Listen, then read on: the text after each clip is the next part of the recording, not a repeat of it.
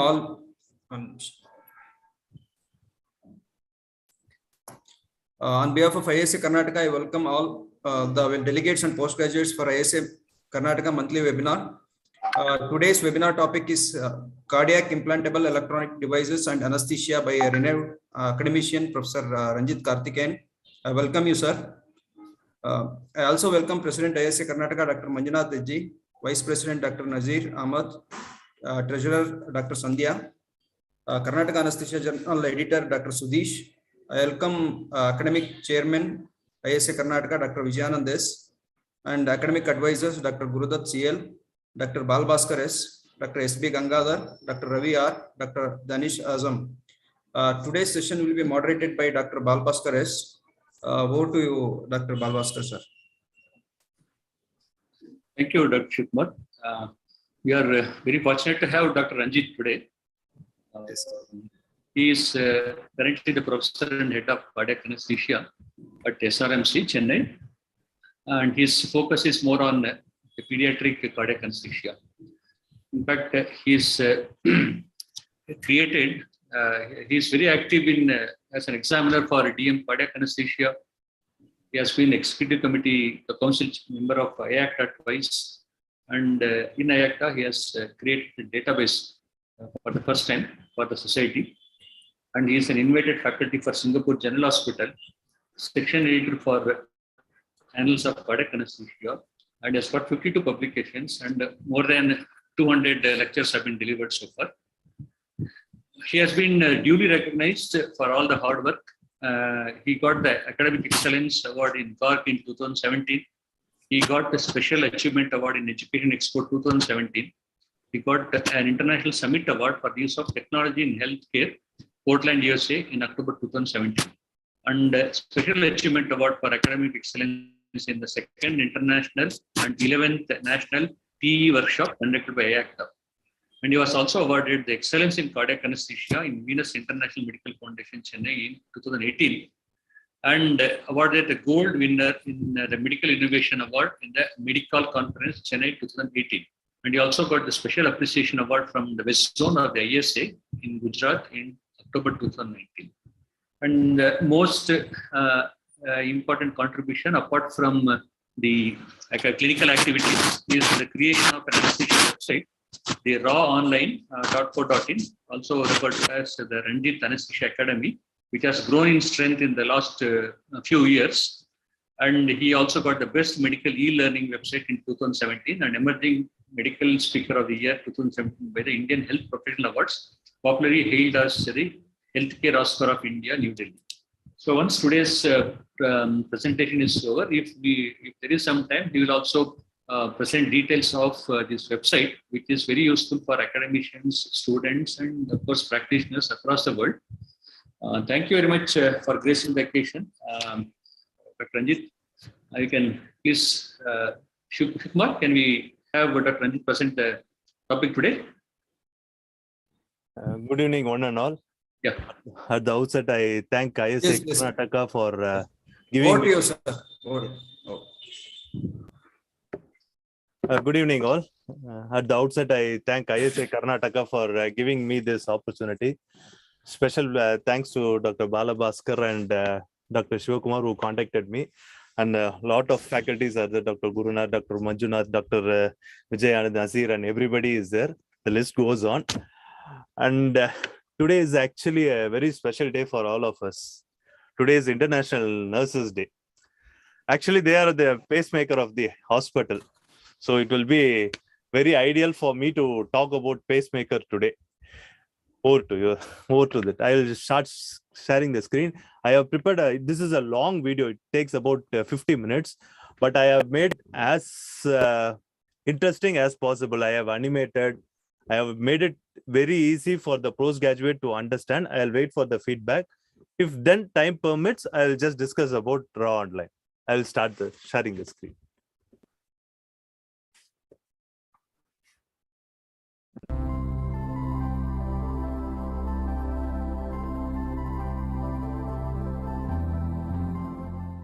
Hi all, welcome to Ranjit Anesthesia Academy. Today we are going to deal with one implantable device which is placed inside the body for smooth functioning of the conduction system of the heart. That is nothing but pacemaker for you. Whenever, as an anesthesiologist, we go for pre-med for a patient with pacemaker, we have to look at this chart. This looks like an old ECG paper, but if you look properly, you have the rate, you have the mode, you have the battery life, and look at the atrium and ventricle capture sensitivity and lead impedance, whether any arrhythmias or any activities which has happened, and what is the functioning life of pacemaker. Usually we miss this chart, but this chart gives us a valuable information about how a pacemaker is working.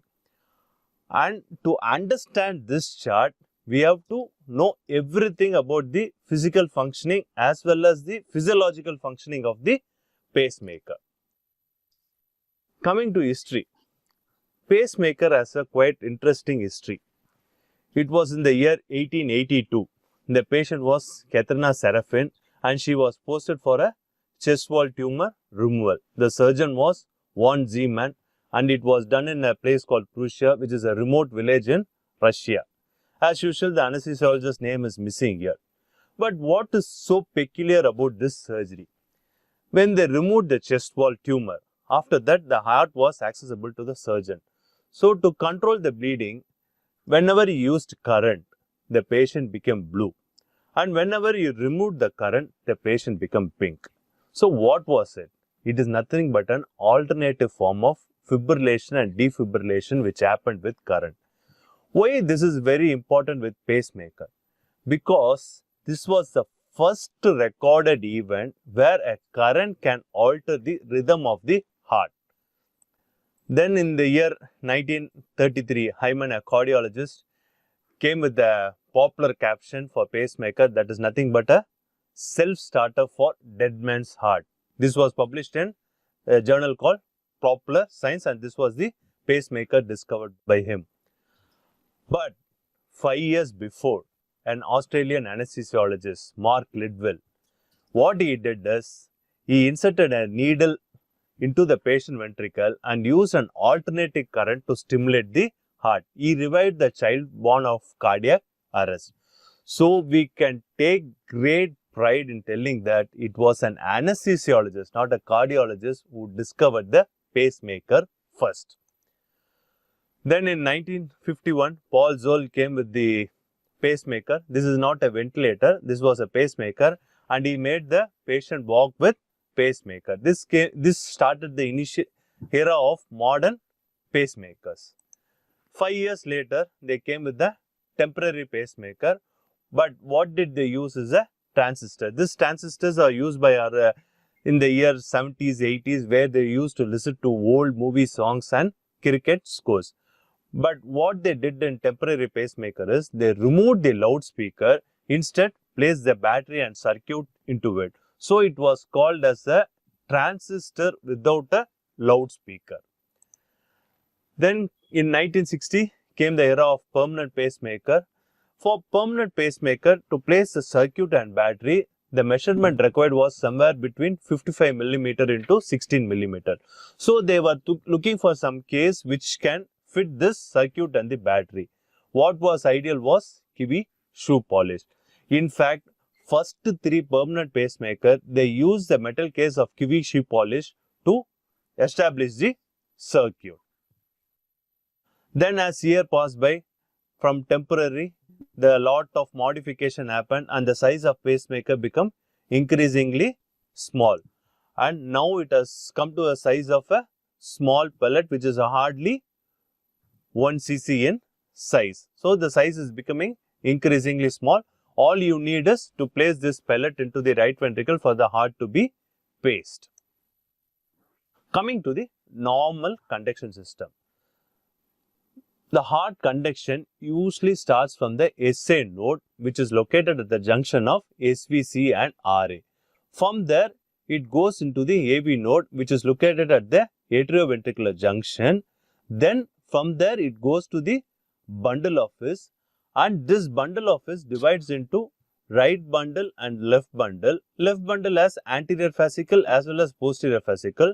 Then it fans into the ventricle as Purkinje fiber. This is the normal conduction system.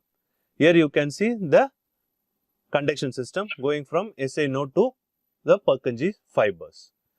Here you can see the first one is not connected to the bundle and the second one is being conducted. That is nothing but a 2:1 block.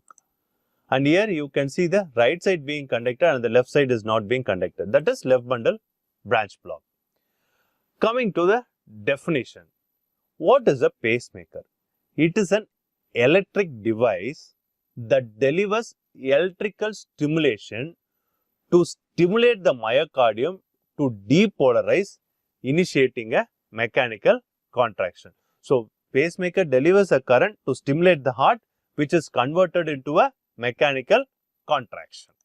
Most pacemaker perform 4 functions. What does it do? First, it stimulates cardiac depolarization. Then, it senses the intrinsic cardiac action potential. Then, it responds to a metabolic demand by altering the rate. That is rate responsive pacemaker. Not only that, it provides too much of a diagnostic information. You can store lot of diagnostic information in the pacemakers like what any arrhythmias are happening, what is the sensitivity, what is the impedance. Those diagnostic information also pacemaker provides. Coming to the physical component of the pacemaker. You have a pulse generator. From the pulse generator, a lead wire is there which goes inside the heart, and you have negative electrode, cathode, and a positive electrode anode, and body tissue and blood. Let us look at individual component. What is a pulse generator? In permanent pacemaker, it is encapsulated in a metal can, so it is protected from electromagnetic intervention. This permanent pacemaker is encapsulated in a metal can. This is permanent pacemaker, and this metal case constitutes a circuit which controls the pacemaker operation, as well as a battery which provides the energy for electrical impulses to the heart. This pulse generator is usually placed on just below the left clavicle and it is connected to the leads. It can be placed subcutaneously or submuscularly, and the battery is mostly lithium iodide type. Lifespan is about 5 to 8 years. What is more important is the voltage, output voltage decreases gradually so that sudden battery failure never happens. And that is permanent pacemaker. Here you can see the temporary pacing. It is usually contained in a small box. Here you can see A is for atrium and B is for ventricle, and the leads are being connected to the atrial and the ventricle, and the rate is around 80. This is temporary pacing box. And you have transcutaneous external pacing. Here you have a piece of equipment which is very similar to a portable ECG machine. When you look at the defibrillator, here you can see the option for pacing is there. You have demand and fixed pacing. We use the paddles as the leads and you can transcutaneously pace it in an emergency situation. Coming to the lead. Lead takes a current from the generator to the heart, and the insulation can be silicon or polyurethane, and these leads can be unipolar or bipolar. The unipolar has a smaller diameter and exhibit larger pacing artifact on the surface EGC. But in bipolar, there is a coaxial lead design which are less susceptible to oversensing non-cardiac signal. It senses only the cardiac signal. How you are going to place the lead inside the heart? Normally, we go through a transvenous route, either through the subclavian or the femoral, and go into the right ventricle muscle mass. Sometime when you use the coronary sinus, it goes via coronary sinus into the endocardium of the left ventricle, or you can place the lead directly over the heart in the myocardium or in the epicardium. These are the various routes through which you can place the leads. And how you fix the lead to the heart? You have passive fixation and active fixation. In passive fixation, you have tines like this which becomes lodged in the trabeculae of the heart. In active fixation, you have this screw or helix which goes into the endocardial tissue. Normally, when you rotate from this outside, this screw can go inside the muscle of the heart. And this myocardial and epicardial leads are directly placed over the heart and sutured on either side. Here you can see the subclavian vein being located first initially with the needle, then a guide wire goes in, and through the guide wire a introducer sheath is passed, and through this sheath the lead goes into the RA and then into the right ventricle. Here you rotate from outside so that this screw can go inside the right ventricle mass. Coming to transvenous route, you located the femoral vein, goes via IVC, RA, RV and into the right ventricle. This is a form of a temporary pacing which can be very handful in an emergency situation. Coming to epicardial lead, here you place the lead directly over the heart. This is the right ventricle. Here you can see the right ventricle is being sutured on the lead being sutured on the right ventricle, and this is the right atrium. Here you can see one negative lead is taken outside the heart. This is the right ventricle and this is the right atrial lead. Two right atrial leads are seen, and this comes via connection to the temporary pacemaker. You have the atrial pacing here. A is for atrial pacing and V is for the ventricular pacing. Both are connected. So, it is a form of AV sequential pacing. Now, coming to cathode. This cathode is in contact with the heart tissue and it is negatively charged when electric current is flowing. That is cathode. Anode is, it receives the electrical impulse after depolarization of the cardiac tissue and it is positively charged when electric current is flowing.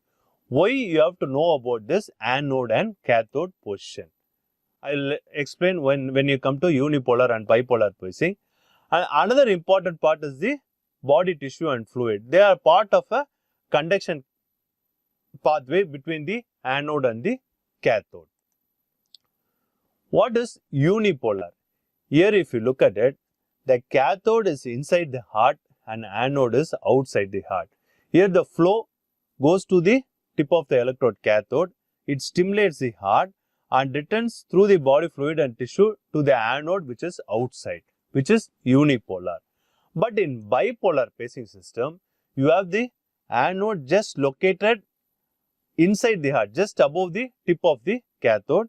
Here the cathode comes and stimulates and gives it to anode just above the lead tip. So, both anode and cathode are located inside a single chamber. This is bipolar pacing system. Coming to single chamber, here you have the pacemaker, only one chamber is being paced. Here the lead goes only into the right ventricle and right ventricle is being paced. That is single chamber.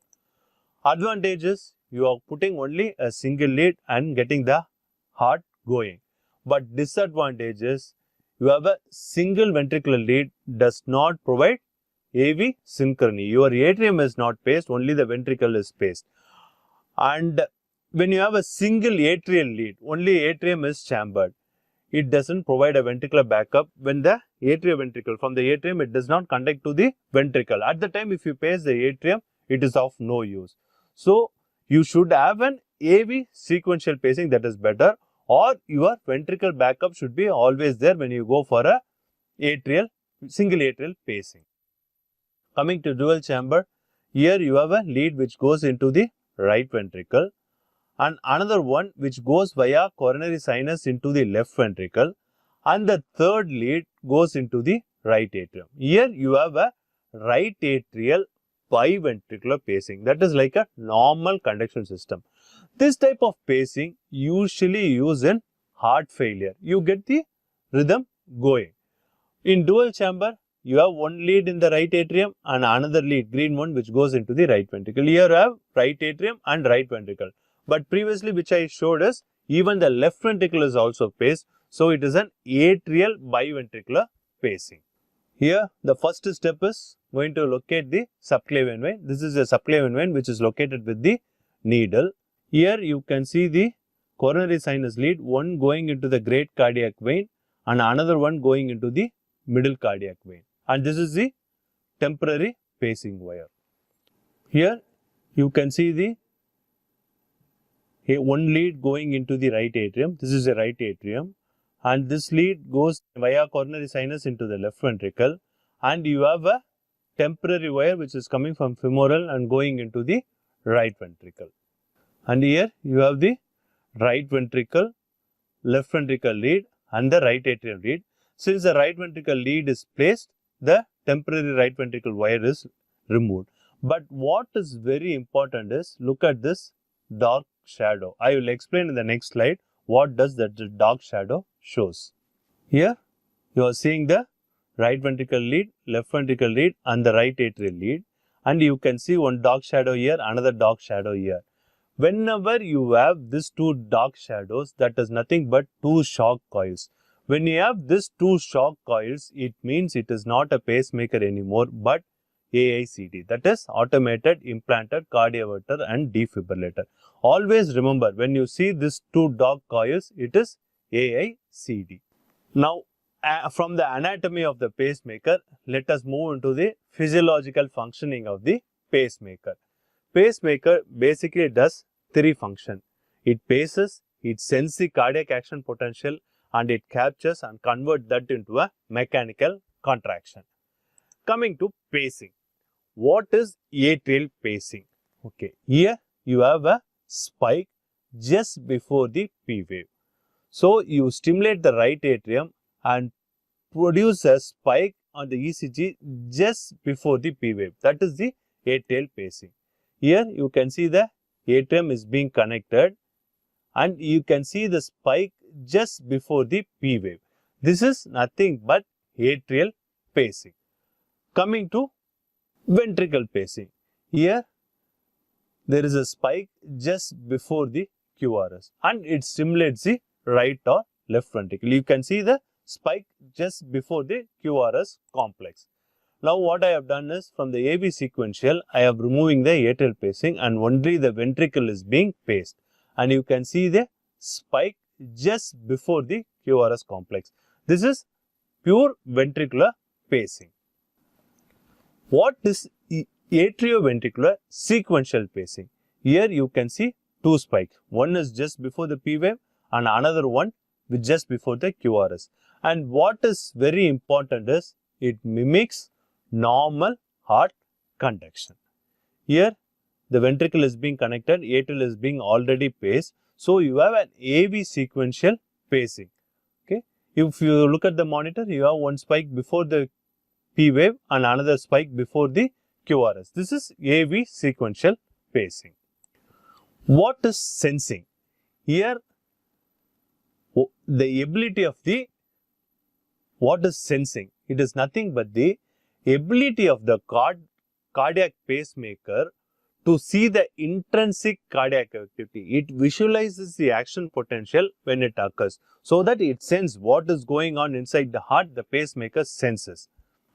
And when it comes to sensing, it can be in a synchronous mode or an asynchronous mode. Synchronous mode is otherwise called as demand mode. Here the pacing stimulation will be delivered only when the heart rate falls below the preset limit.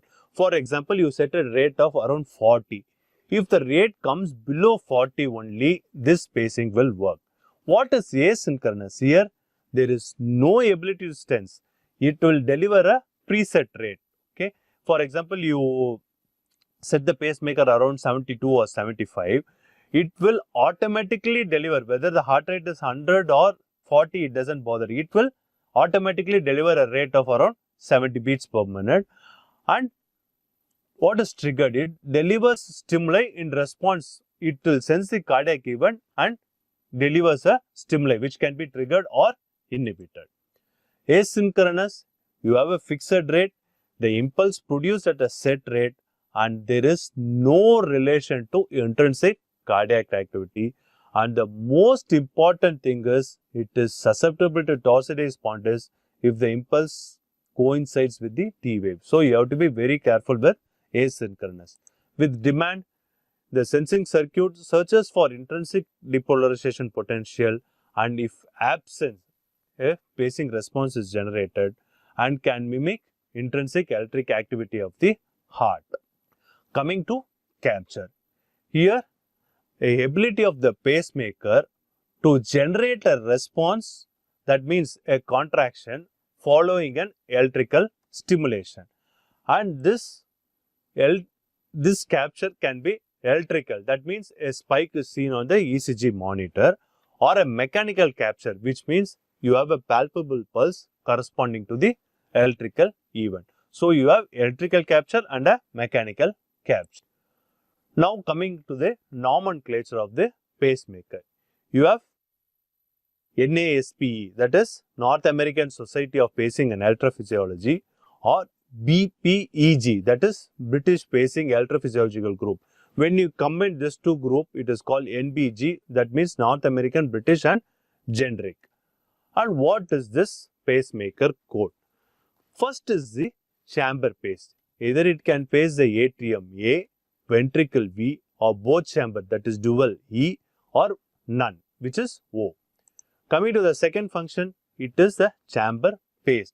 It can pace the atrium A, ventricle V, T dual, or it can be O, none. Coming to the third function, it is the response.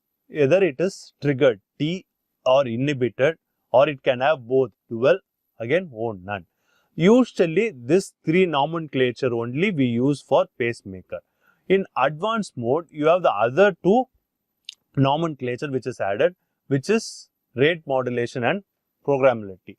P, it is very simple. It just paces the heart. P is for pacing. Here, it is multi-programmable.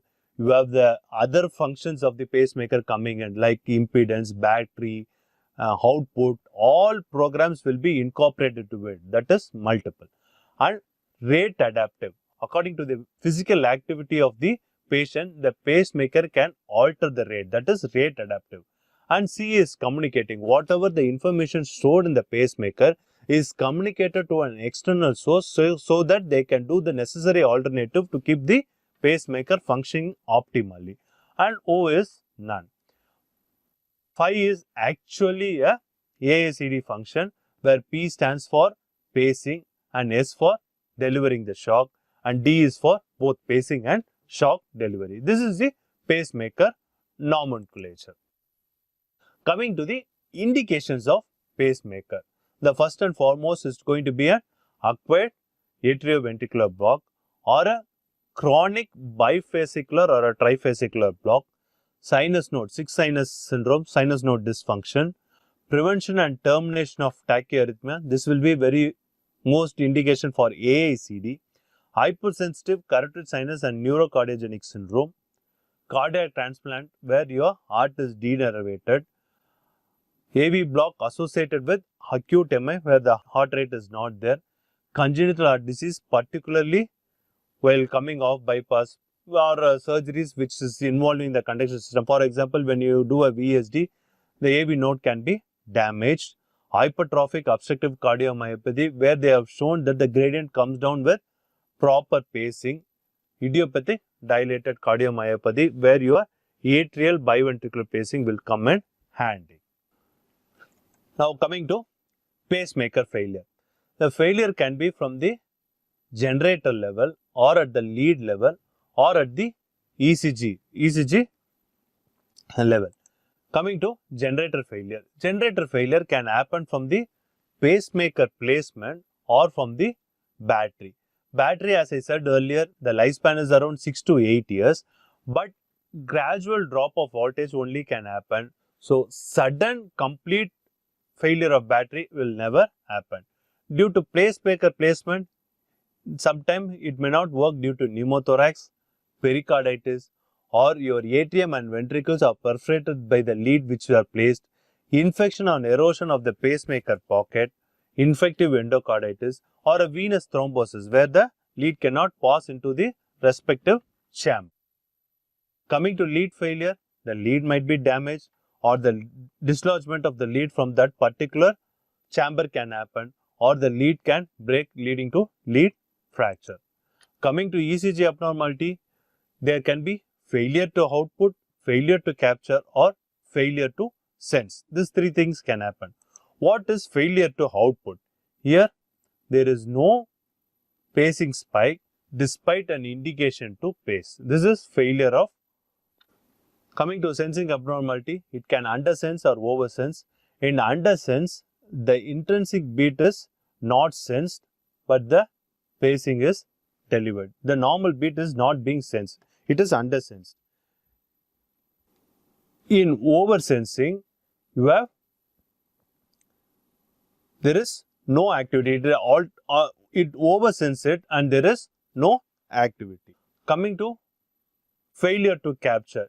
Here you have a spacing spikes, but not followed by a atrial or a ventricular complex. There is loss of capture.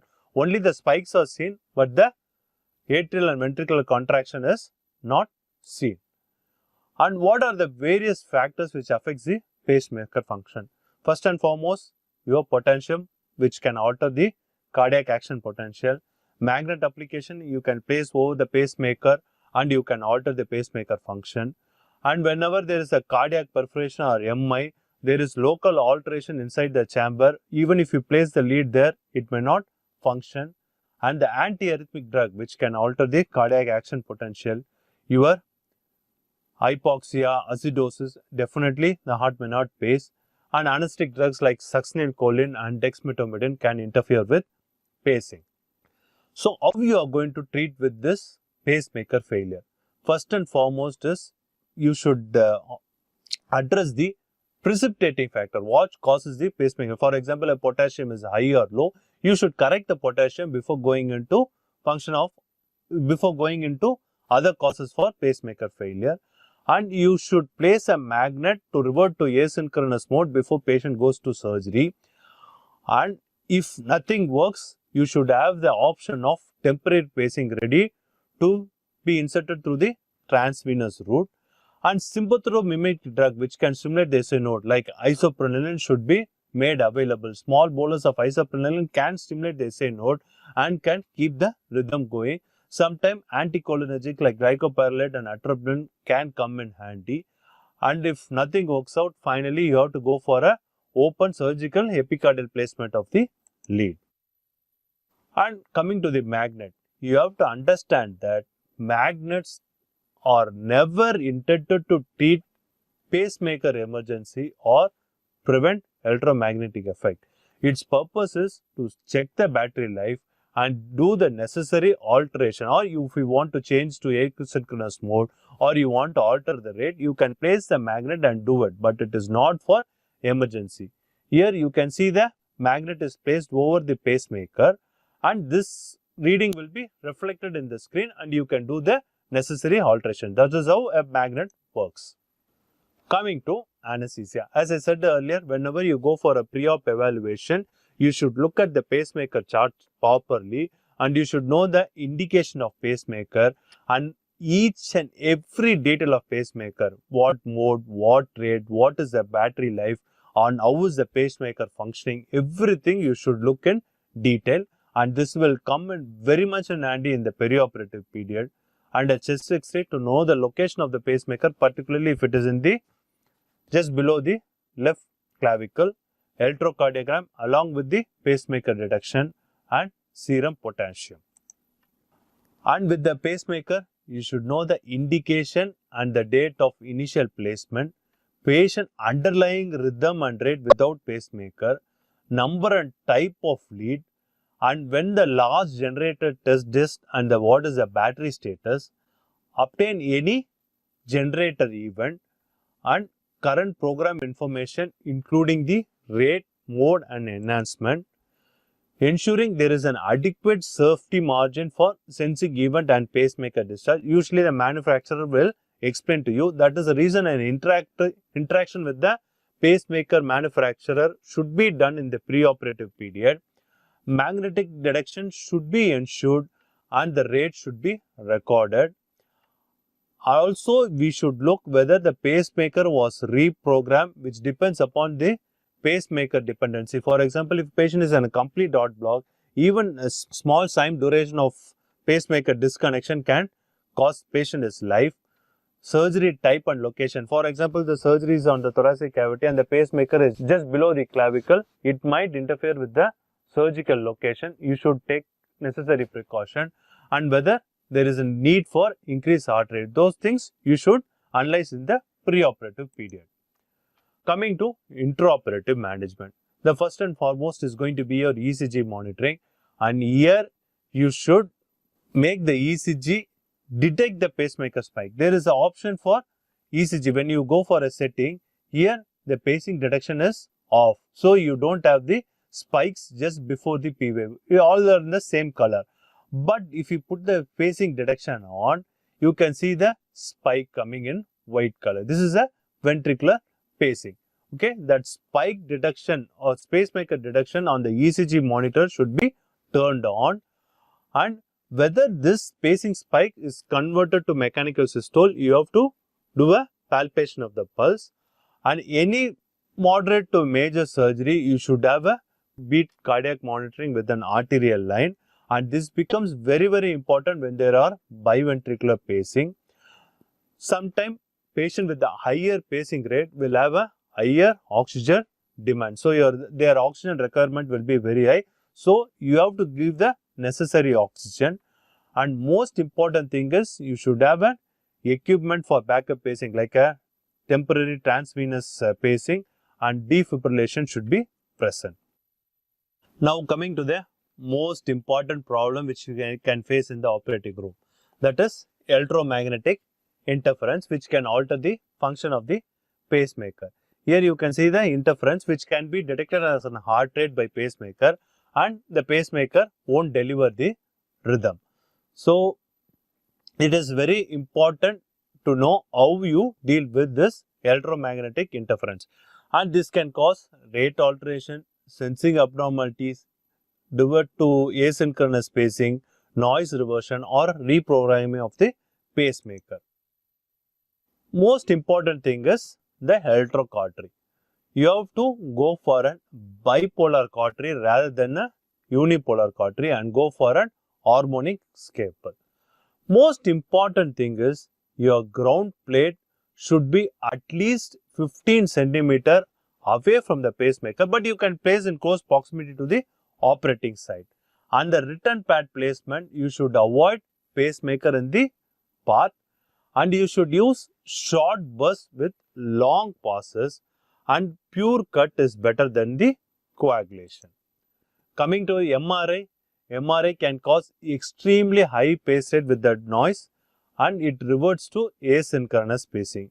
Here you have to program the pacemaker output low enough to create a non-capture ODO or a OVO mode.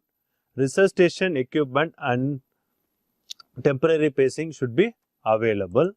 Coming to lithotripsy, here the hydraulic shock waves can cause mechanical damage and ventricular extrasystole, and in an abdominally paced pulse generator, you should not do lithotripsy. Here you program the pacemaker to VVI or a VVO mode, and the focal point should be at least 15 centimeter away from the pacemaker. The generator must be excluded from the field, and atrial pacing has to be disabled because this extracorporeal shock wave lithotripsy uses a R wave as a trigger and can cause abnormal pacing. Coming to TRP, coagulation current no effect, but cutting current suppresses output of demand pacemaker. Here you have to reprogram to asynchronous mode and avoid oversensing. New resector scope with return electrode should be used. Coming to therapeutic radiation, here there can be pacemaker damage or loss of output, and it can cause runaway pacemaker, which I will explain later. Here you have to keep the radiation less than 500 rads, and shielding might be required. And finally, don't forget to check the pacemaker once the radiation session is over. Coming to ECT and TENS, it is usually safe. Here the seizure might generate enough myelin potential and can inhibit the pacemaker, and here the pacemaker should be changed to asynchronous mode before going to ECT. Coming to transthoracic defibrillation, for example, when a patient has arrest, how will you defibrillate the heart? The outcome is it can cause inappropriate reprogramming of the pulse generator, or it can cause damage to the pacemaker circuitry. What you have to do is you have to position the paddle apex posterior, like antero posterior, and as far as from the pacemaker and leads as possible. The distance should be at least 10 cm from the pulse generator. Coming to few terminologies like pacemaker syndrome, runaway pacemaker, twiddler syndrome, crosstalk, and rate responsive pacemaker. What is pacemaker syndrome? Here, once the pacemaker is placed, instead of symptom becoming better, the patient will become worse. The symptoms will aggravate. There might be a constellation of neurological and worsening congestive cardiac failure syndrome. Why this is happening? Here, the atrioventricular synchrony is lost. The pathway is reversed. Instead of going from atrium to ventricle, it comes from ventricle to atrium, and the pathway is reversed. So, there is no atrioventricular synchrony, and there is absence of rate increase with exercise. The rate response of the pacemaker won't be there. Here, you have to restore your AV synchrony, otherwise the patient will be worsened.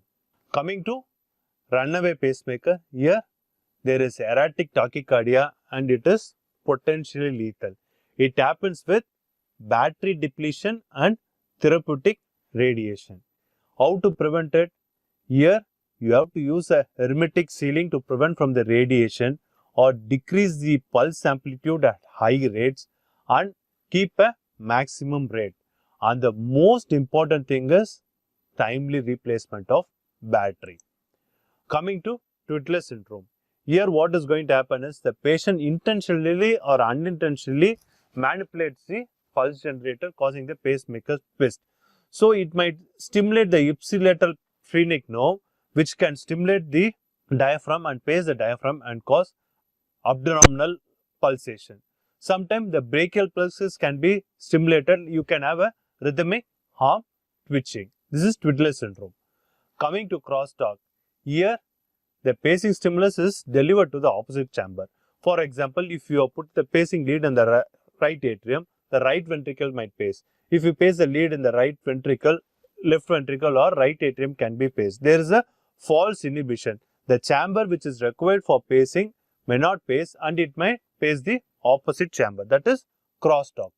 Coming to rate responsive pacing. Here, the sensors in the pacemaker automatically adjust to patient physical activity. Here, if the need for a heart rate to be increased to give an additional cardiac output, the pacemaker will increase the rate. How does that happen? Here, the activity sensor detect physical movement and increase the rate according to the level of activity. There is minute ventilation sensor that measures a change in respiration rate and tidal volume via transthoracic impedance. Here, this sensor are usually made up of piezoelectric crystals that detects the mechanical signal produced by the movement. Here you can see the activity being recorded by the piezoelectric crystal in the pacemaker, and this pacemaker will alter the rate. Now coming to AICD. It is used for defibrillating malignant ventricular arrhythmias and it remains superior to antiarrhythmic drugs. Similar to pacemaker, it also has a coding and it performs cardioversion and defibrillation as it is in the name, and it provides anti-tachycardic pacing also. Coming to the indication, cardiac arrest due to ventricular fibrillation or tachycardia, but not due to a transient or reversible cause. Spontaneous sustained ventricular tachycardia in association with the structural heart disease. Syncope of undetermined origin with clinically relevant, hemodynamically significant sustained VT or VF induced at EP study when drug therapy is ineffective, not tolerated or not preferred. Non-sustained ventricular tachycardia in patient with coronary artery disease, prior myocardial infarction, severe LV dysfunction an inducible ventricular fibrillation or sustained tachycardia at EP study that is not suppressible by class 1 antiarrhythmic drug, spontaneous sustained ventricular tachycardia in patient without structural heart disease, not amenable to other treatment. These adjectives are all very, very important.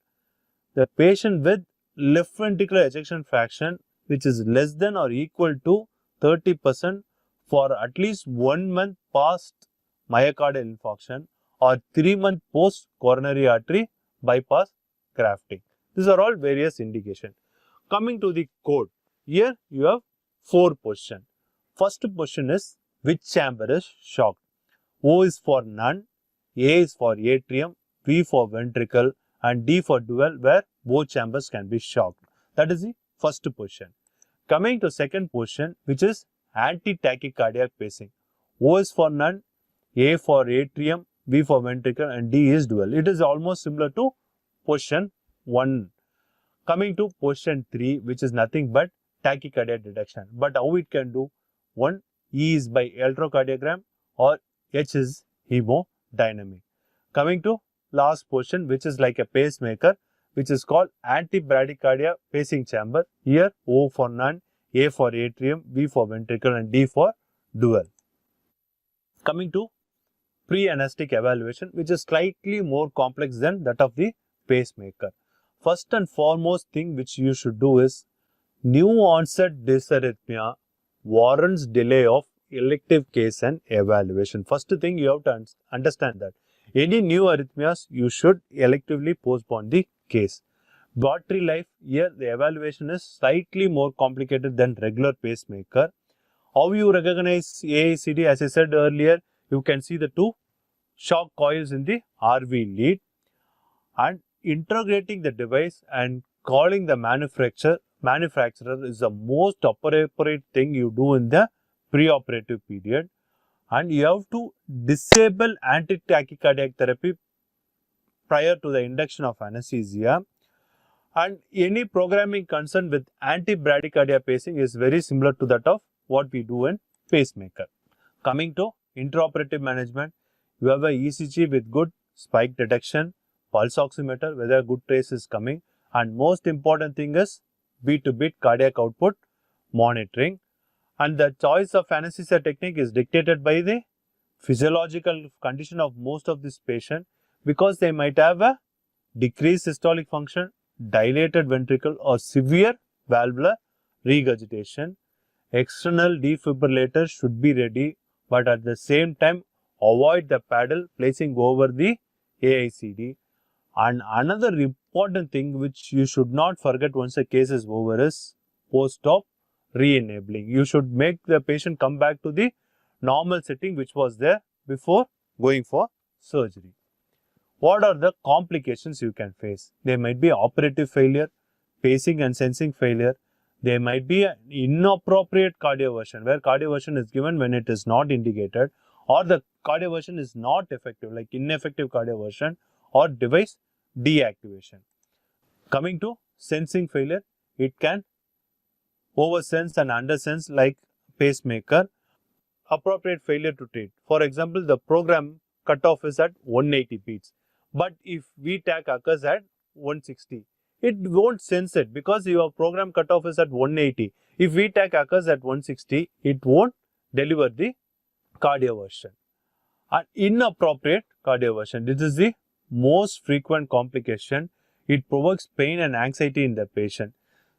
It usually happens in atrial fibrillation when with the fast ventricular response which is greater than the cutoff. See, for example, if your cutoff is around 180 and the response is around 200, you will receive multiple shocks in rapid succession. It is going to be very difficult. So, you have to place a magnet to inhibit further shock. And inadequate cardioversion, it can happen with failure to sense, electromechanical dissociation, inadvertent ICD deactivation, inadequate energy output. There is a rise in defibrillation threshold, MI at the lead site or lead fracture or insulation breakage. And coming to future, you can see a small pellet-like pacemaker which is placed in the right ventricle, and MRI compatible pacemakers are come in a big way nowadays. Here you can see a patient developing a fast ventricular tachycardia. The AICD sends it and sends some 6 or 7 yellow things, which is nothing but overdriving pacing. Initially, when a tachycardia happens, there will be the AICD will sense it, and first initially it won't send the shock, but it will try to overdrive the faster rate and get the rhythm back to normal. But here you can see the heart is here it's fibrillating, but the AICD will sense it as an overrate and sends a yellow signal first. Yellow signal won't work in defibrillation. Okay, then there will be, once the rate goes up, there will be overdrive pacing. The yellow one will come. Here you can see the yellow one overdrive. It won't work in fibrillation. Then a shock comes. The white one is a shock. Then the patient rhythm gets back to normal. This is how you differentiate a tachycardia and fibrillation with AICD. This is a congenital AV block of a newborn baby. The rate was around 60. A small subcutaneous packet was created in the abdominal cavity just below the nipple. A packet is created. Now a sternal retractor, thoracic retractor is placed and opened. Here you can see the heart being at heart beating at such a low rate. The epicardial lead is placed over the right ventricle and it is stitched on either side. You can see the lead placed over the right ventricle. Normally in the newborn the rate will be around 130 to 140. Here it was hardly 50. Two leads, one on the right ventricle and another one on the left ventricle is placed. Now the metal case, the pulse generator is placed in the pocket which is created in the abdominal cavity. This is a 3 kg baby. Even that small metal case was too big for the child. The lead is being adjusted inside the packet. You can see the lead placed in the packet. Now you can see the lead and it is being closed. Now you can see the pacing of the child at a rate of around 120. Here in the adult placement of the permanent pacemaker, the subclavian vein is initially located with the needle. Now a guide wire will be passed in the subclavian vein.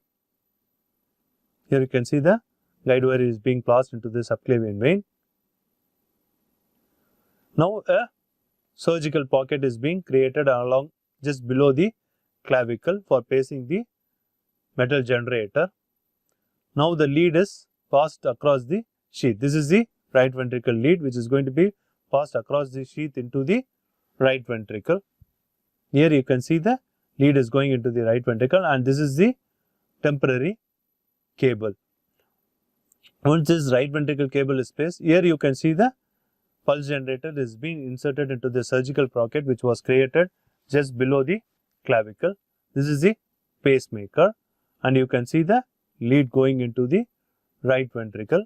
Once this right ventricle lead is placed, the temporary cable will be removed. This is how you do a permanent pacemaker via subclavian route. Here this is a leadless pacemaker. This is the introducer sheath.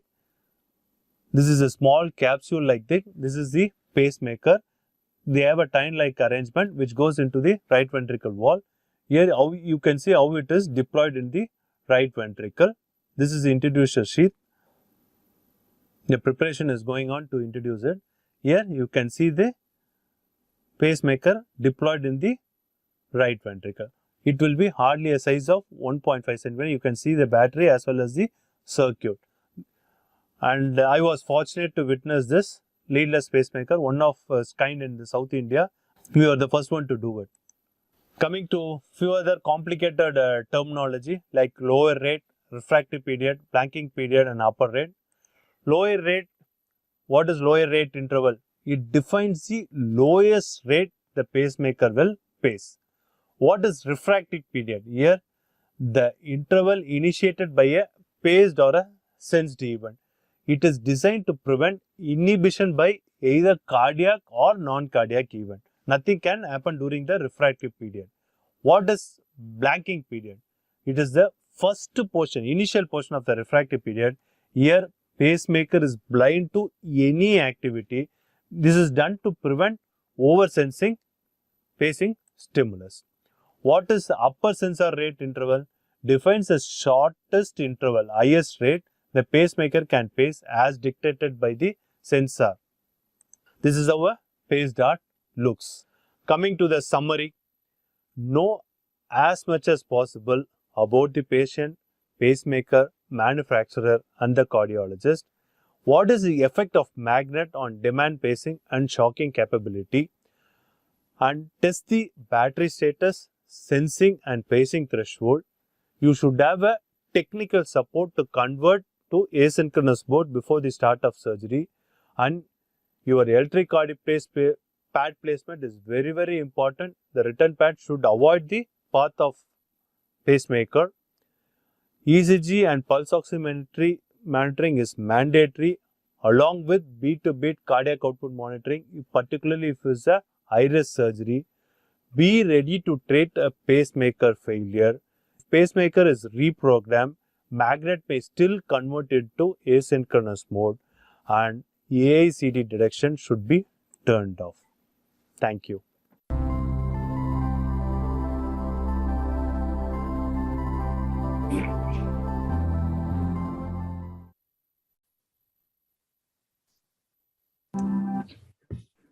So it was a brilliant presentation. I think those who have missed out are actually the unfortunate boys and girls. Of course, it's available on the YouTube for them to go through it. I think everybody, all of us would agree on this statement. And do we start some question answer session, Shivkumar? At the outset, I want to thank all. See, being in cardiac surgery, it is always easy to manage a pacemaker. Okay, we have an open heart. We can put the lead. If pacemaker fails, we can just disconnect it, or whatever we want, we can do. But being in non-cardiac surgery, it is always very, very difficult to manage. So hats off to all non-cardiac anesthetists. First thing I always say that being a cardiac anesthetist is a luxury. Okay, you can do whatever you want, but being in a theater, in a non-cardiac surgery with the pacemaker and particularly patient having some cardiac condition, it is going to be really tough. And hats off to teachers like Bala Bhaskar, Gurudat and all the seniors there. Hats off to them actually. Our questions would be directed that way only. So yeah, so that will be. So I'm trying to escape from the questions actually. Sir, go for it. Any questions in the chat box, sir? Just. Anybody has faced any event with pacemaker inside the operating room? Some experience, might be Gurudat sir or somebody has faced any situation with the pacemaker. Hello. Some seniors or somebody has faced has had some situation, because I have it is very easy for me to present, but when coming to non-cardiac side, they might have called to put the temporary pacing wire. The permanent pacemaker is not working, so we could rush in and put a femoral vein and get the pacing going. That is the only thing I have done. But anybody else has any experience with Excellent, lecture, Dr. Karthikeyan, and that it is such a complicated, subject and a vast subject. So you could simplify the whole thing, and then you could tell the whole thing in just about 45 minutes. So excellent delivery of the subject. So one thing in majority of the books that is there is, suppose patient has got a pacemaker and he is posted for an infraumbilical surgery.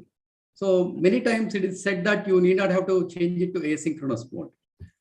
So is it like that? Because it is, the algorithm is also there. You just see what kind of surgery. Is it an infraumbilical or supraumbilical surgery? If it is an infraumbilical surgery, don't change it to asynchronous mode. Just continue. Keep all the precautions, whatever that you will have to take for pacemaker. The only logical scientific answer I can give this is the distance is going to be more than 30 centimeters, so it doesn't interfere with pacemaker. That is the only logical scientific reason can be given for that. Yeah, that is the main thing, because the surgical site will be more than 15 centimeters or 25 centimeters from the pacemaker. So whatever current you give cannot go to that level. That is the only reason they can give that recommendation. No, that is the one. But majority of the times, whenever we post a patient with pacemaker for any surgery, many of our surgeons, even though it is a hernia surgery or any other surgery, lower limb surgery, they would have already discussed with the cardiologist and then changed it to asynchronous mode. They'll never discuss with the anesthesiologist. See, that is the reason I put that first picture, sir. Yeah. Whatever happened, the cyanosis and the patient becoming normal was done by anesthesiologist. They have put in the journal. But the surgeon name is there, the patient name is there, surgery is there, everything is there. But the anesthetist who saved the patient with the defibrillation and asked them to remove the current, the name is not there. That is a sad state of anesthesiologists, actually. Like you were asking, did we have any problems any time? So recently we had a patient with pacemaker for a complete heart block, a young lady of just about 25-year-old lady, posted for emergency section. Okay. So it was fetal distress and there was no time for any changing to asynchronous mode or anything. So because, it is mentioned like, below infraumbilical surgery, it's a section is an infraumbilical. I said, we will go ahead. We'll manage the patient without even changing to asynchronous mode.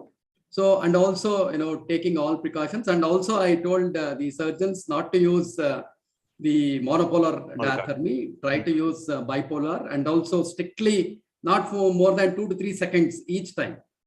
So they did, and we did not have any problem. So that's what I was trying to ask you is, so suppose such a situation is there in an emergency, suppose it is not an infraumbilical surgery, it is a supraumbilical surgery. So what should we do? Usually nothing will happen, sir. In young ladies or no cardiac condition is there, no, sir. Usually nothing will happen unless there is a gross rhythm abnormality or anything. Changing to asynchronous won't be required. Definitely. With my experience. See, I want to share one bad case. Actually, it was a mistake, a very gross mistake on our part. Okay, since it's an academic forum, I'm sharing it actually. One case where we went on pump without knowing the patient was on pacemaker. Okay, like nothing happened. Nothing happened. When the patient went to cardioplegia was given, there was a spike. Then only we came to know the patient had a pacemaker in the childhood period and he is coming for a valve replacement. This type of experience has happened, and when he came off, nothing happened. We didn't do anything. No magnet was applied. When we came off, automatically the rhythm came and the patient rate was around 100. It paced at 100 and we came off. The pacing detection was not put on, so we didn't know the patient was on pacemaker. So it was a very bad experience on my side to say this actually. Things like this has happened actually. Sir, one question from me. It is Dr. Ravi. Nice presentation, sir. Yes, sir. One question. We had one case with pacemaker. When we give succinate choline, there's some sort of escalation, produce some higher potential. And that fasciculation might be sensed as a pacemaker, and suddenly pacemaker will go for a short pause, sir. Then automatically it will sense actually. That type of short bradycardia, that fasciculation will be sensed by the pacemaker and it will take time, but definitely it won't lead to complete arrest or anything. There might be 2 or 3 beats will be missing. In such a cases, can you have something like defunctioning of the some functions modes of the pacemakers, right? If you convert to asynchronous, it should be fine, sir. No other, nothing is required for that. You can stop this antitachycardic and we can be only anti-bradycardic would be fine. Yeah, that can be done. Yeah, that can be done. And what about the magnet? Magnet has got a lot of importance, right? See, that is the reason everybody thinks magnet is a solution. Actually, magnet does what exactly I showed. Magnet you place on the pacemaker, and you know what is the functioning of pacemaker, and anything alternation you want to do, you should do in the preoperative period. In the intraoperative period, while surgery, you can't ask them to come place the magnet and do things like that. So anything you want, it is not for emergency. You have to understand that. It is for the preoperative period. According to the condition of the patient and what surgery is required, you have to do the necessary alteration. Beyond that, magnet is of no use. In all this, definitely, magnet should be used in the preoperative period to know the condition of the pacemaker. In all these cases, like, you can be putting in anti-synchronous mode is better.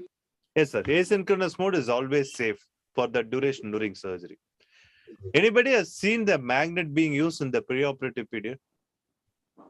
One case I've seen that, but we are not found any complications. See, it doesn't look very complex. That's what I said. All they do is they just put a magnet over the pacemaker, immediately that monitor will come. So it is nothing great fancy or a big thing to think that magnet is required for treating surgical emergency. The most easiest part, I think. But that magnet is not available with us in the OT. That is the audible, problem. Ranjit. That is immediate. Magnet usage is not for us, sir. It is for the manufacturer. It is a technical equipment. It is not for anesthesiologist. All you can say is change to whatever mode you want, change to asynchronous or reduce the rate depending upon the patient condition. Now, one So more question for you. MRI. Okay, Ravi. Ravi sir, go ahead. MRI competent pacings, do you have that? Yes, sir. Now it has come in a big way, sir. Last 5 years, lot of the pacemakers doesn't interfere with the electromagnetic interference as well as it is MRI compatible. Nowadays it has come, but it is a bit costly. Might be another few years, 3 years or 4 years, it will be a big one, sir. MRI, you can just take it and come back, sir. Should not be a problem. So Ranjit, suppose use of peripheral nerve stimulator for a brachial plexus block, wherein on the left side, where infraclavicularly we have the pacemaker. Okay. So should we can proceed or should we change over to asynchronous mode? How? What do your suggestion? My suggestion is definitely we can go ahead, sir. But it is your suggestion will be more important to me than me suggesting you, sir. Nerve stimulator, because nowadays, of course, it is we a current hardly use nerve stimulator because the ultrasound has come up. So that is what one of the questions usually the examiners will ask the postgraduates. Okay. Usually, I have put the TENS and nerve stimulators. Sir. Actually, it does change to asynchronous and leave it. That is the only thing recommendation wise it is given, sir. Otherwise, nothing specific about nerve stimulator they have mentioned, sir. I have no experience with it actually. And majority of the pacemakers are now bipolar pacemakers. So nothing interferes with electromagnetic interference is very minimal, I think. Ranjit sir, one question.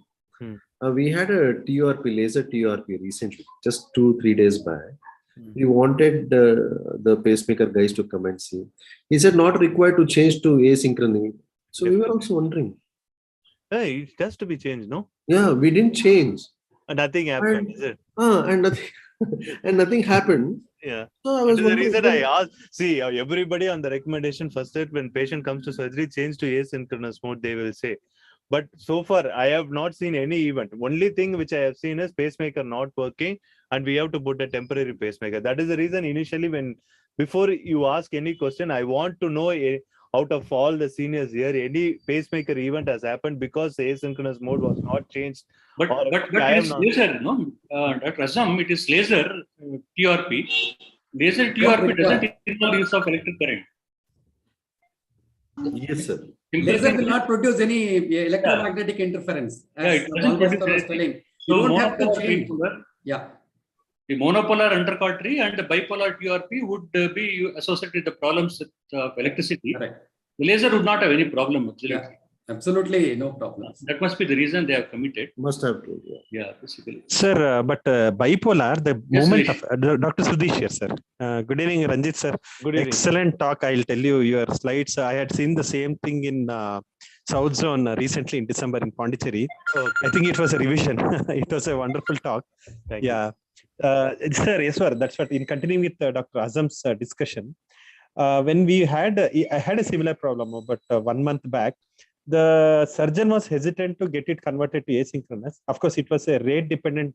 It was atrium and it's a biventricular pacing and it's sensing and pacing. It's a dual mode, sir, basically. Okay. Dual mode. And the patient had an independent rate of around 70.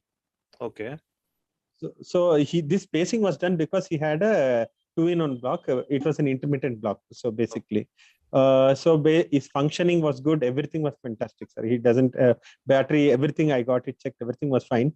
But because it was a bipolar, his argument was because it's a bipolar, the current flows within that circuit and it doesn't touch anywhere. So in that case, do you still want to change it to asynchronous? So actually, initially, as Gurudat sir told, even I thought he'll just continue. Okay. But but when I discussed with the cardiologist, because eventually they wanted the cardiologist also to see. The See, they cardiologist always suggested take the opinion of cardiologist rather than anesthesia. But where was the surgery, sir, actually? it is a TURP only, sir. TURP, bipolar So TURP. definitely it is going to be far away from the pacemaker, sir. So definitely the current won't interfere with the pacemaker. That too bipolar, Yes. no That problem. to bipolar. Yeah, bipolar, sir. Yeah. Bipolar. That's what. So definitely you can go ahead, sir. But most important thing is you should be aware. I don't think the changing is definitely required or anything. But if some event happened, the detection is very important, sir. Nothing else. I have never seen any event happening because changing to asynchronous or synchronous, nothing like that.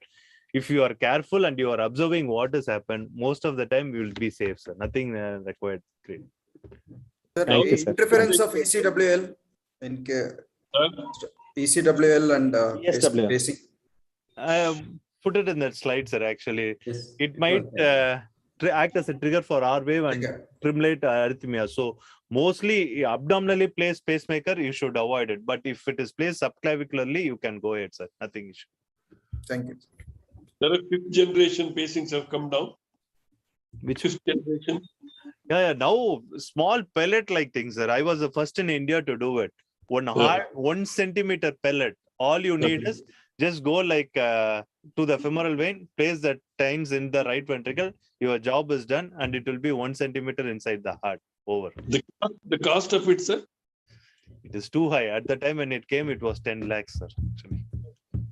Sir, sorry to interrupt, sir. There are two questions in the chat box. Can I just read it for the benefit of the people who are? Yes, sir. So Yes, one, go ahead, they have sir. asked. Yeah. One, what is AOO mode or VOO mode? I think that you already discussed Yeah. for the benefit of the person. Yeah. First is the chamber So- based, and second is sense, and third is the action, sir. Both. So it should be okay. All you need is to look at the tabular column and put it. Always try to keep on an inhibitory mode, either AOO or VVI. Go in an inhibitory mode into the theater. That is the one suggestion I want to make, sir. That's it. Okay, sir. Then there is one question where they have asked, I had a patient 4-month-old cleft lip with complete heart block. Do we require a pacemaker? I think the answer is already... Yeah, complete heart block, no doubt, sir. You have to go ahead with it. Whenever there is a diagnosis of complete heart block, you should have a temporary or a permanent in theater. Definitely, no doubt at all, sir. You should go ahead. Okay. Congenital Okay, complete there heart is block a also, question. do we require a pacemaker? Yes, Dr. sir. Ranjit? Definitely, sir. Then suddenly, if intraoperatively fat line happens, what will you do, sir? So definitely, unless it's an absolute emergency and there is no way to put a pacemaker or something, you should not touch the patient, sir. Definitely. Heart block, no doubt, sir. Congenital then- also. Congenital also, sir. Definitely. Okay. One more question is Thank there, you, sir. sir. This precautions during ECT. ACT is very similar, like a nerve stimulator only, sir. What Nerve that stimulator. sir told. Yeah, it is very similar to that one. And what another suggestion to all the postgraduates is, any patient with a pacemaker, they'll have to, really see the ECG properly. They have to read the ECG. That is Then the reason I put the diagram, sir. Spacing detection. Nowadays, all the monitor will have that pacemaker detection. That spike detection should be always switched on. No hesitation on that, sir. See, I have told my bad experience where that pacemaker detection was not on. We went on pump. We came to know because heart was not arresting. So that should not happen to anyone, actually. The practical problem is you see the pacing spike, especially ventricular space pacing. You see, it looks like almost an LBB. It looks like there is a lot of confusion in a LBB and then the pacing spike. So I've seen, especially in defibrillator. You put a defibrillator in ECG, you take it out. The ECG comes out and then LBB looks like the same as the Ventricular pacing. Yes, sir. I have seen that. Yeah. It is happened. Sir, one more question is there in chat. Sir, go ahead, sir. Ravi, sir, go ahead. Yeah, that's what I wanted to clarify, to tell the difference of the ventricular pacing and the LBB. You should make it. You should not think it's a spike of the pacing. Sometimes the LBB is present. Okay. Correct, sir. Yeah. We have that option. When you go for a ventricular pacing, it looks like an LBB and you should not think it is a bundle branch block. Correct, sir. I agree with that. but in biventricular pacing, there won't be any LBB. Yeah. Yes, sir. Biventricular pacing, the But how equus many people complex have will be normal. biventricular pacing, sir? Unless it is an end-stage heart failure, most of them won't have a biventricular pacing. Unless That- So there I is think one question in a chat box. Do we need a pre-op pacing in six-sinus syndrome? No doubt, sir. With my Yes. experience, I will say yes. Might be you guys are better to say that, but 6 sinus definitely it's a class 1 indication for pacemakers, sir. No doubt. Okay, so there's another question. Interaction with the harmonic scalpel with the pacing. No idea, sir. Theoretically, I can say it is better to use harmonic scalpel, but I don't have any experience using an harmonic scalpel for pacemakers, sir. No, harmonic scalpel is a bipolar one. So bipolar. there won't be any much electromagnetic interference. That's what you are telling that ideally you should go for a harmonic scalpel. Harmonic scalpel, yeah. We indeed had a patient with pacemaker who went upper abdominal surgery, sir. So they used harmonic scalpel and touchwood, it was uneventful. It was uneventful. Okay. Uneventful, sir. Okay. So even we, as Gurudat sir told, that's what even we actually assumed and we went ahead. Okay. So fortunately, nothing happened. Okay. Yeah. Dr. Ranjit? Yes, sir. Sorry, for a few minutes I was had network issues. Okay. I think you were still discussing Dr. Sudhish query. Okay. One small question, which normally our PGs also keep on asking with respect to the nomenclature. Chamber paced and chamber sensed. Okay. See, always it's used simultaneously in the sense if something is there in the right atrium, it is used to sense from the right atrium. Something is in the right ventricle, it is used to sense from right ventricle. Okay. Why do we need such separation practically? That you have to ask the God, sir, because God has created an atrium and ventricle separately, and it has to be coordinated, sir. No, so not that purpose. Sensing part. No, nomenclature part. That's the reason I'm questioning. Not the physiology and the way it works. Okay. So when we say, for example, based on the chamber sensed, chamber paced and all, the technical aspect I'm asking, not the physiological aspect. What do you mean by technical aspects, sir? What exactly? So when we say we have got the US, the nomenclature systems which you are referring to and widely discussed generally.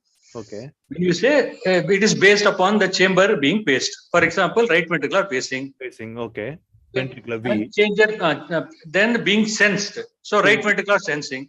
Okay. So if logically, if something is there in the right ventricle, it has to sense from the right ventricle and then only create an activity, no? Okay.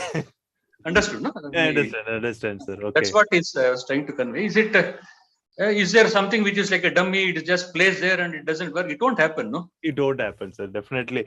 Pacemaker has that capacity to sense it and pace it. Okay. Like you said, I don't know how to put an answer to this question. Why it has to only pace or not sense, or only to pace and to sense? Purely nomenclature. No, I'm not talking about the technical. Yeah, it is purely nomenclature wise only they have put, sir. Why they have to put that might be an electrophysiologist will be better to answer, sir. I will try to get the answer for it. Okay. Very simple thing. It's a basic question. Guru sir, you have any idea? Yeah. Bhaskar, you know that suppose I have kept a lead in both atria and ventricle. So both atria and ventricle need not have to be paced. So one of them can be a pacer, another can be a sensor. Like for example, now let us know that there's a problem with the SA node. There is no problem with the AV node. So then what I require is a sensor in the ventricle, but a pacer in the atrium, so that there can be a sequential pacing. But that's how we know that. That's okay, sir. For that's both chambers, sir. Sir is asking for single chamber pacing. Single chamber only, sir. That's okay. Yes, sir. Yeah. If it is going to be a lead, is going to be only in the right ventricle. Sir is asking that question. Not when you have an atrial and biventricle. That we can answer. One can pace one chamber, another. It is both lead in one chamber. Why you need that pacing and sensing? Automatically, it has to do both. No. No, sometimes we get beautiful questions from the postgraduates. Single, sir, Gurudas sir, that's what. That sequence from following up the normal pathway, that's okay. But just restricted to one chamber. Why do we want to split it up? That's the thing. Okay, sir. Thank you. I will try to get the answer for it, sir. We have a very good electrophysiologist. I will get it, sir. I will get the answer for you on chat. Okay. Second question is, that the way it senses would depend upon local electrophysiology also. Local axial potential. In the myocardium, basically. So, is there a possibility that some conditions, including local tissue conditions, low perfusion, and hypothermia, myocardial edema can prevent the transaction there, sir. So that is the reason. If an MI happens in that particular wall where you place the lead, if you have an RV MI and that particular wall where you place the lead, if already the MART muscle is dead, it won't face it. Or if you cause a perforation and goes outside the heart and cause pericardial effusion, or there is a lot of fluid covering that chamber, even if current is there, it may not transmit. So a lot of things can happen with that, sir. But those are all extreme causes for pacing not to happen. We should not think about those causes when it comes to a PG. Practical levels. Practical levels. Okay. And no drug, is there any drug interference with succinylcholine, very unusual. Like that. Very unusual. That patient with CKD with hyperkalemia is the biggest problem with the pacemaking. Oh, no doubt, sir. Any potassium disturbance is the biggest disturbance for a pacemaker. Especially patients with CKD on pacing, and you will have invariably some problems with hyperkalemia. That either could not be neutralized or you can pace. So we have come across few cases like that. Whenever we have hyperkalemia, we find it difficult to pace while coming off. So initially while coming off, we have to get the rhythm going. We try to pace. At the time, if the potassium is greater than 5.5 or 6, it is very difficult to capture the pacing. Might be within a few minutes when the potassium comes down, we will be able to pace it, sir. Analysis with the pacing. Potassium is a very big disturbance in pacemaker functioning, no doubt about it. That is what, the factors which influence the threshold of pacing. Yeah. Like hypokalemia, hyperkalemia, all those things are always there. All the factors, systematic and local factors. Can influence the threshold. Either decreases the threshold or increases the threshold. Yes, sir. So those are also very important to know about. Yes, So what should also be conveyed to the PGs broadly is that AICD is a bigger a device in terms of its criticality and in terms of its utility also as compared to. To be very frank, I will say that don't touch a AICD patient unless a cardiac anesthetist or a cardiologist is with you, sir. Because the indication of AICD itself is that the patient has a very bad cardiac condition. And you need somebody senior to deal with that situation. I'll put it senior, sir, rather than cardiac anesthesiologist, some senior anesthesiologist. That is true. Definitely a dangerous proposition. Just straight away send to cardiac unit also. Right. Sir, Sudesh here once again. Sorry. Hello. Yeah. Sir, Go ahead, can you sir. hear me? Go ahead. Sir, actually, in many of the literatures and even in the textbooks, they always concentrate about potassium. Have you come across any problems with hyponatremia and hypocalcemia, sir? Because this is one which is not commonly thought about. Yeah. So. See, sometimes when the rhythm is very abnormal, we inject calcium to slow the rate. Okay. We give calcium. Calcium invariably somehow slows the rate. When you have a high rate or some hyperkalemia is there or something, you give calcium. Then after calcium, if you try pacemaker, it paces. Oh, it paces. So that means it is beneficial. It is beneficial. Definitely. Particularly when hyperkalemia is there, you counter that with calcium. Then you try pacing, it comes. So a lot of electrolyte milieu changes will happen, which calcium helps to get the pacemaker going, sir. Definitely, I will say that. And another thing is it improves the contraction, and the way some current is passed, immediately it will stimulate the heart picks up. I have seen that, sir. Definitely. Yeah, that is it. Calcium, then pace, it will work. Sometimes, definitely. Okay, sir. But because hyponatremia in chat box. Go ahead, sir. Go ahead, please. Go ahead, sir. No, sure. No problem. You can continue with the question. No, the question was. There was a question in chat box. Okay. Yeah. Yeah, the same thing. Mostly as far as possible from the pacemaker, you have to place the paddle. As simple as that. Try to be at least 10 to 15 centimeter away from the pacemaker when you place the sternal paddle for cardiac arrest. No doubt. I have put that slide. Yeah, correct, sir.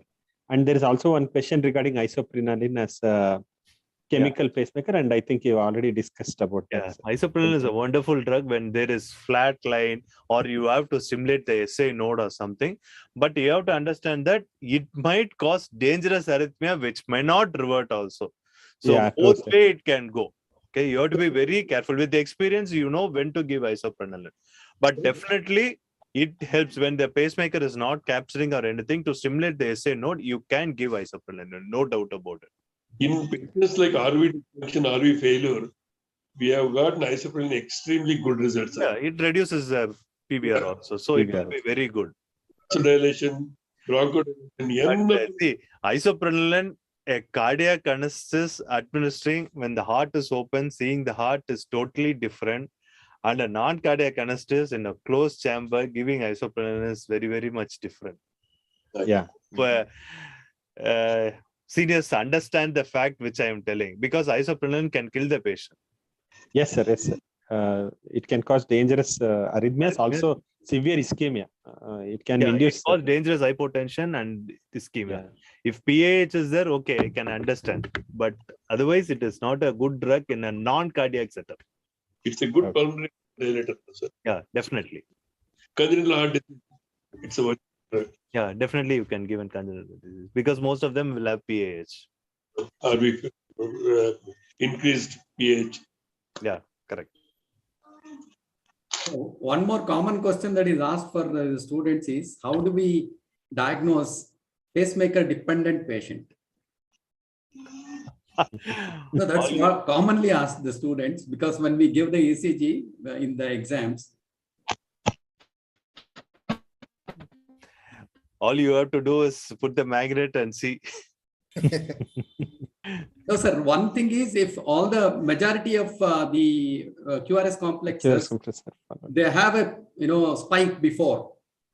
That means majority of the the contractions or depolarizations are because of the spiking or because of the pacemaker.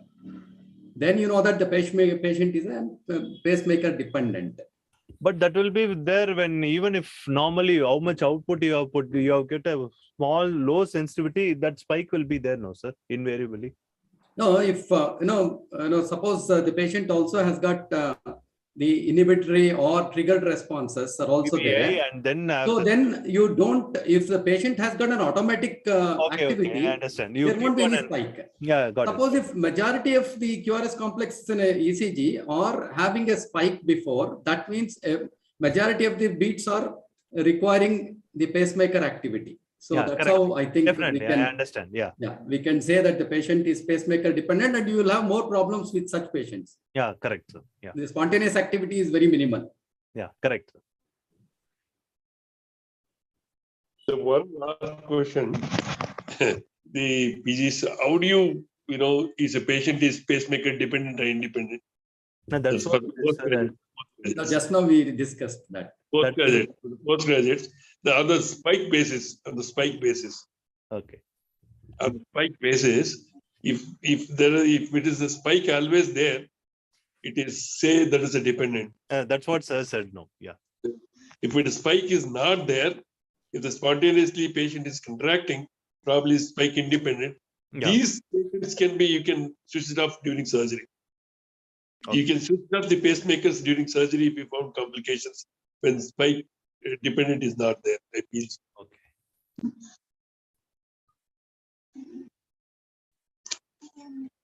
Okay. Any more questions? Vijayanand sir? No. Thank you. Nice presentation, sir. Thank Very you. nice presentation. Thank you, sir. Thank you very much, Karthikeyan. Yes, sir. It was very nice. Thank you very much, sir. Yes, Ranjit, one last question. Yes, sir. Yeah. Sorry to disturb the flow. If there is a failure on table of a permanent pacemaker, and how successful would be our temporary either no, because it's when we talk about all non-cardiac setups, the only thing we have got is the defibrillator come the cardioverter. Yeah. So this cardioverter, we are look, it's just a hypothetical question, and if we face some condition like this, how successful would be the cardioversion by using this particular cardioverter defibrillator on table. See, one case when we had an arrest like this, no, sir. When one more my junior anesthetist was trying femoral vein, I put a paddle and put on pacing, sir. It worked. It worked. It worked. Definitely, it worked once. Definitely. Before he could get the femoral vein access, I tried. Then only I start that putting that slide. Before that, I never put the transcutaneous. We either put permanent or temporary. Transcutaneous on that patient really worked. I put the paddle, put on the pacemaker. Immediately, the patient rhythm came back to normal. I was really surprised. Then only I know. Then I called the manufacturer and asked him to accept. He said it is a pacemaker, sir. Transcutaneous work very well. He was like so happy to see that his instrument was working in such a situation. So I just tried because I want to give shock. I tried. Then I tried why I could not give a pacemaker when there is a flat line. I pushed a pacemaker, it paced actually. Then I was holding till he go on to the femoral vein to get the right ventricle. Better than antiarrhythmic drugs, sir. Yeah. It is 100 times better than antiarrhythmic drugs. Either amiodarone or any antiarrhythmic case, your AACD is 100% better.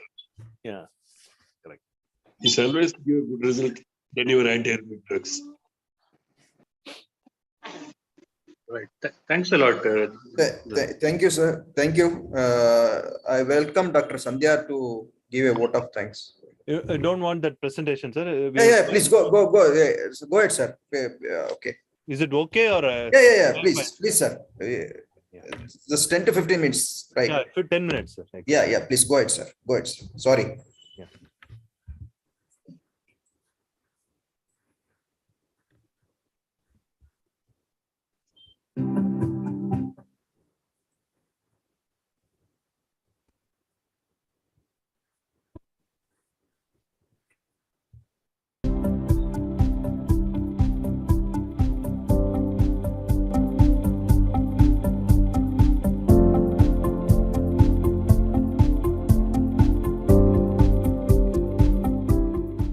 Hi all, welcome to Raw Online. This anesthesia module consists of around 15 specialties, amazing 316 video lectures, 53 tests, 132 reading materials, and the most important thing is it is contributed by 150 leading faculty throughout the globe. Why you have to take this anesthesia module? It's a virtual practical experience in support of classroom theoretical knowledge through animation and simulation. Not only that, it is an integrated wealth of theoretical knowledge, surgical videos, live surgical experience on a single efficient and easy platform. Several drone-like videos that provide a first-hand view of complex procedure that otherwise be not available in viewing in any form, explaining the unseen area in anesthesia where literally there has been few or no teaching at all, and most important thing is to keep faced with innovation and discoveries in the field and to be able to cherry pick useful information from the enormous data which is available. The practical demonstration of anesthesia equipment so that the anesthesia is made safe and easy, and finally practical and critical reinforcement by best of expert in the respective field. These contents are accredited by Tamil Nadu Medical Council as well as Indian Medical Association of Coimbatore branch. So there are plenty of reasons to take this anesthesia module and get a certificate from Tamil Nadu Medical Council. The anesthesiologist must carefully match the anesthetic need of each patient to patient's medical condition, expected response to anesthesia and requirement of the surgery. Therefore, a sound basic knowledge of the subject for any anesthesiologist cannot be overemphasized. And this basic of anesthesia module has about 44 video lectures covering entire spectrum of organs throughout the body. One of the easiest basic science topic in anesthesia and critical care but most mysterious and volatile is anesthesia machine. It has to do a lot of physics and calculation. There is no easy way to learn machine comprehensively, but this anesthesia machine module with 16 video lectures and one test will help to cover anesthesia machine comprehensively. Mechanical ventilation from time immemorial has been the mainstay of critical care. Despite so many advancements, clinicians still face problem to select the appropriate ventilatory setting. It is perhaps the first area of technology where artificial intelligence were incorporated before this terminology was applied in to other health spheres. This mechanical ventilation package has about 21 video lectures, 2 tests and 52 reading materials. Coming to airway, safe airway management is the topmost priority for any anesthesiologist. Airway management involves a series of maneuvers and medical procedures used to maintain or restore airway functionality. Depending upon the clinical presentation of individual, basic or advanced form of airway management may be used. Basic airway managements are non-invasive, where advanced airway management are invasive and require specialized medical equipment. This basic and advanced airway course has about 33 video lectures, 2 tests and 22 reading material. The highlight of this airway module is the presence of the inventor of Baska mask, Dr. Kanak Maska, as well as the inventor of Patwa Sharp laryngoscope, Dr. Apex Patwa and Dr. Amit Shah. Coming to obstetric anesthesia, it is definitely one of the scariest field of anesthesia. The complications come out of blue and when least expected, and it catches off guard, giving us no time to catch up. There is also an added pressure of dealing with 2 or more young humans that have almost all their life ahead of them. These are all unique set of challenges and require a deep set of skills and expertise. It is also a very dynamic field with evidence-based medicine that requires vast knowledge. This obstetric anesthesia module has about 16 video lectures and 2 tests. Coming to pediatric anesthesia is a subspecialty which has its uniqueness, intricacies and challenges, hence can be daunting to an occasional pediatric anesthetist.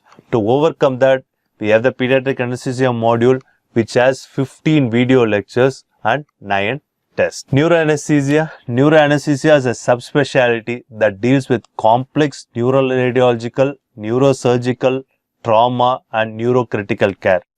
To effectively manage this complex scenario, the neuroanesthesiologist should be insightful about the anatomy and physiology of the central nervous system, pathophysiological mechanism of the diseases, basic and advanced neurophysiological monitoring, and also the effect of anesthetic agents and interventions on the nervous system. This neuroanesthesia module has about 24 video lectures and 19 tests. What is very important this module is, it has faculty spread over all the major central institutes over India. Coming to my favorite cardiac anesthesia, patients with heart disease undergoing non-cardiac surgery are at increased risk of myocardial infarction, heart failure, and most important thing is mortality. Although the diagnosis of and treatment of congenital heart disease has greatly improved over the past decade, the implication of this is the anesthesiologists are frequently going to face this subset of patient, and administering anesthesia to this patient with pre-existing heart disease is an interesting challenge. To overcome this challenge, you have to see this module with 28 video lectures, 2 tests and 23 reading materials. Coming to transplant anesthesia, it is one of the newest and most dynamic sort of specialties of anesthesia. The role of anesthesiologist as a perioperative physician is huge in this high-stake procedure. Starting with pre-procedure evaluation, the anesthetists involved in this case not only need an extensive and robust knowledge of the anatomy and physiology of the system, but also a very good understanding of the steps of surgery and different phases of this procedure.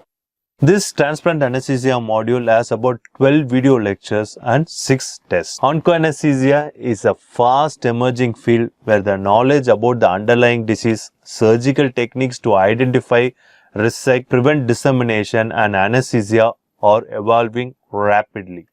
The concept of HERAS, prehabilitation, perioperative cancer care are also getting established, which is now becoming a mandatory knowledge for all anesthesiologists. This oncoanesthesia module has about 14 video lectures and 9 tests. Coming to thoracic anesthesia, thoracic surgeries have been made possible by the wonders of modern medicine, and role of advances in thoracic anesthesia cannot be understated in this progress.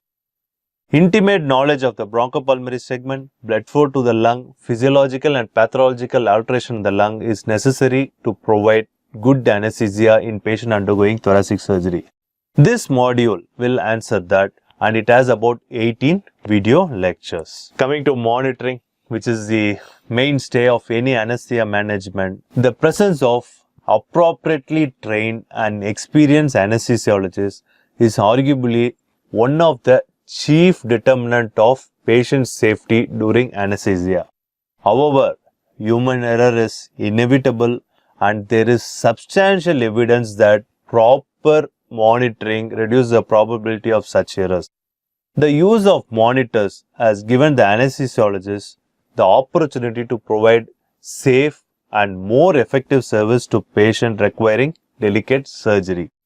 Interpretation of the data from this monitor depends upon the thorough knowledge of clinical and technical aspect of the modality in use.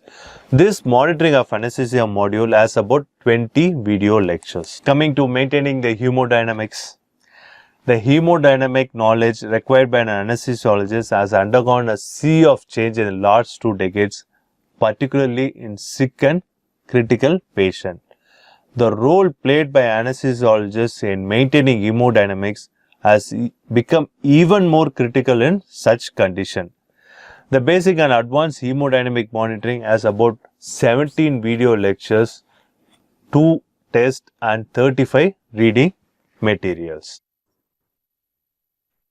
Coming to the basic electrocardiogram, a systematic, accurate, practice-oriented interpretation skill in electrocardiogram is an expected minimum knowledge for anesthesiologists.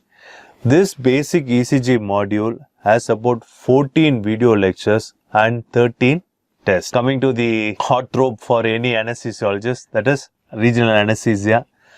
There is no doubt that regional anesthesia offers superior analgesia over opioid-based analgesia and also reduces post-operative pain. Recent development in the technical aspect of regional anesthesia have shown the potential to provide more significant advantages for many patients in all age group, making regional anesthesia knowledge mandatory for all anesthesiologists.